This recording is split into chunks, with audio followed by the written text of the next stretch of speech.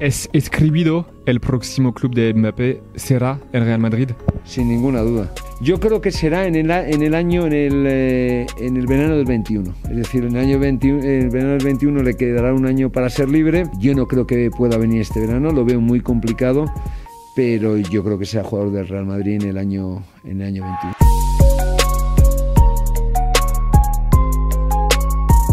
Bienvenue dans la quotidienne, j'espère que vous êtes en forme les artistes. L'extrait que vous venez d'entendre date de décembre 2019 lors de notre passage chez nos potos du Chiringuito. Alors déjà, première chose, vous constaterez que je suis bilingue espagnol, hein, et ça c'est pas donné à tout le monde.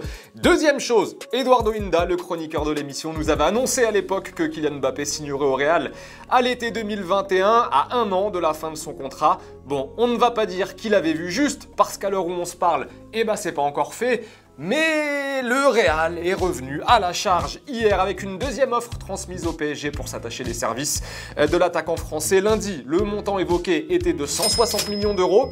Hier, l'offre est passée à 170 millions plus 10 millions d'euros de bonus et les deux clubs seraient actuellement en négociation. La une tenait de As aujourd'hui. Offensive finale de Madrid, voilà, peut-on lire en une. On ajoute que l'effectif du PSG pense que le départ du crack est inévitable. D'ailleurs, Licia hier vous demandait qui pour remplacer Mbappé en cas de départ pour le Real Madrid. Luc Hill nous disait Richarlison, voilà, très bon finisseur, on l'a vu au JO. En plus, c'est un ami de Neymar. Ramsey nous dit Haaland serait parfait pour Paris. On a déjà deux joueurs pour faire le jeu. Il nous faut un finisseur. Ah oui, sur le papier, ça fait rêver, Ramsey. En termes de budget, ça risque d'être un petit peu plus compliqué. Voilà. En attendant, ça bouge et dans tous les sens, alors qu'on attend avec impatience le dénouement de cette affaire Mbappé, que ce soit dans un sens ou dans l'autre. Franchement, on se tape un mercato de dingue. Tenez, au hasard, Cristiano Ronaldo, qui était annoncé du côté de Manchester City ces derniers jours. Ce matin, son entraîneur Massimiliano Allegri a annoncé que le Portugais lui avait confié qu'il ne souhaitait plus jouer pour la Juve.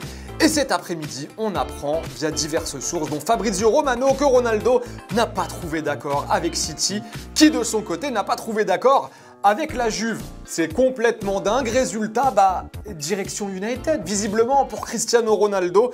Eh oui les amis, décidément, il y a tout qui va trop vite pendant ce mercato. D'habitude, c'est moi qui suis derrière la caméra ou derrière le montage. Mais comme vous savez qu'on vient dimanche avec l'émission, il y a Thomas qui est parti en répète. Du coup, j'en profite pour vous annoncer que c'est officiel. Cristiano Ronaldo fait son grand retour à Manchester United. Le club mancunien annonce sur son compte Twitter avoir trouvé un accord avec la Juventus. Les termes du contrat n'ont pour l'heure pas été évoqués. Suite et fin du dossier dans les heures à venir. D'ailleurs, tenez, vous l'avez vu hier peut-être, oui évidemment même, le tirage au sort des phases de poule de la Ligue des Champions. Paris qui va se retrouver dans le groupe de Manchester City justement avec Leipzig et Bruges. Réaction d'un joueur de Leipzig quand il a vu que son équipe tombait dans le groupe du PSG et de Manchester City. C'est le milieu de terrain Tyler Adams. C'est pas mal.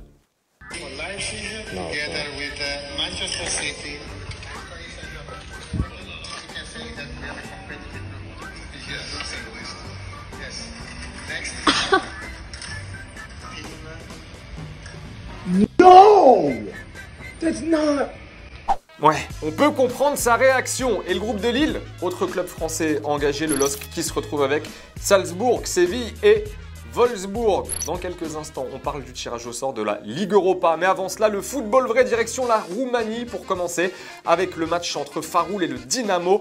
Frappe de sa propre moitié de terrain de Bentancur. Il est espagnol et pensez pour le gardien, trahi par ses crampons.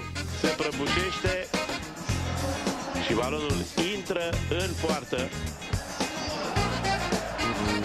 Fază de mare spectacol. Fază de... Petit mot d'Andrés Iniesta, voilà, rapidement, pour vous dire qu'il est toujours au Vissel Kobe, au Japon. C'est toujours lui qui tire les pénaltys et il les marque, voilà, ça bouge pas. Et au Japon, toujours, vigilance sur les corners, les amis. Voilà, on ne peut pas perdre un ballon comme ça. C'était lors du match entre Shimizu et Kashima. Et vous savez très bien comment ça va se terminer.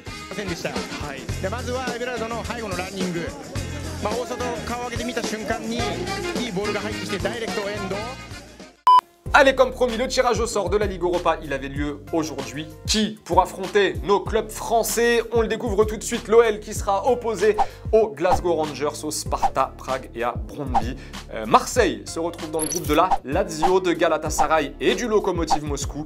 Et Monaco sera opposé au PSV, à la Real Sociedad et à Sturm Graz. Voilà, bon groupe pas facile hein, pour l'OM avec, on l'a vu, la Lazio, Galatasaray et le Lokomotiv. Question du jour, est-ce que l'OM va sortir de son groupe de qualification? Est-ce que vous les voyez se qualifier à l'issue de cette phase de poule? Dites-nous ce que vous en pensez, on sélectionnera 2 commentaires lundi. En attendant, Adil Rami, lui, a joué une finale de Ligue Europa. C'était avec l'OM en 2018. L'ancien défenseur de l'OM s'est engagé avec 3 pour une saison. Voilà, Licia vous en parlait hein, de ce retour en Ligue 1 un petit peu plus tôt dans la semaine. Alors certes, il a traversé des périodes compliquées ces 3 dernières années, Adil Rami, mais il n'est pas de retour en Ligue 1 pour faire de la figuration. Non.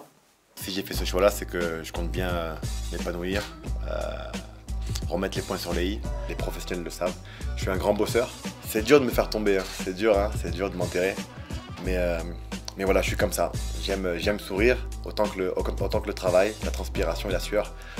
Je suis fait comme ça, je peux pas changer, donc j'aime les défis. Alors, avant de nous dire au revoir, il y avait le petit maillot de l'OM à gagner toute la semaine. Il y en aura d'autres. Il y en aura beaucoup cette saison, des maillots de tous les clubs. D'ailleurs, cette fois-ci, le maillot revient à Sébastien. Voilà, bravo à toi. Tu vas recevoir un petit message, Sébastien. En attendant, on vous souhaite un très bon week-end. C'est la fin de la quotidienne, les amis. On se quitte en images et en musique. Et rendez-vous lundi pour un nouvel épisode. Et n'oubliez pas, dimanche, le retour de Téléfoot. Dimanche, rendez-vous à 11h. Première émission exceptionnelle. Bah oui, avec tout ce qui se passe en ce moment.